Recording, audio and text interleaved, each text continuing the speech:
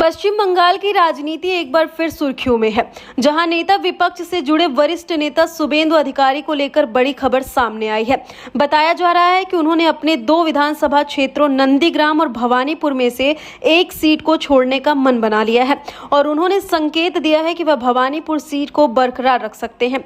इस फैसले ने राज्य की राजनीति में नई हलचल पैदा कर दी है। सूत्रों के अनुसार शुभेंदु अधिकारी ने 2026 विधानसभा चुनाव में 2 सीटों से चुनाव लड़ा था और दोनों ही सीटों पर जीत हासिल की थी। इनमें से भवानीपुर सीट पर उन्होंने तत्कालीन मुख्यमंत्री ममता बनर्जी को 15,105 मतों के अंतर से हराया था।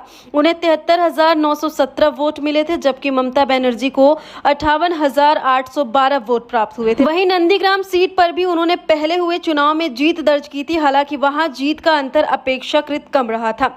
राजनीतिक गलियारों में चर्चा है कि शुभेंदु अधिकारी ने हाल ही में संकेत दिया है कि वह जल्द ही 10 दिनों के अंदर किसी एक विधानसभा सीट से इस्तीफा देंगे। उन्होंने पहले ही सार्वजनिक रूप से यह स्पष्ट किया था कि दोनों सीटों को एक साथ बनाए रखना संभव नहीं होगा और इस पर अंतिम निर्णय पार्टी नेतृत्व करेगा। हालांकि भवानीपुर सीट को अधिक मजबूत माना जा रहा है क्योंकि उन्होंने इसी सीट से ममता बनर्जी को चुनावी मुकाबले में पराजित किया है। यह जीत उनके लिए राजनीतिक करियर के लिए भी एक महत्वपूर्ण उपलब्धि मानी जा रही है। भवानीपुर क्षेत्र लंबे समय से तृणमूल कांग्रेस का मजबूत गढ़ रहा है।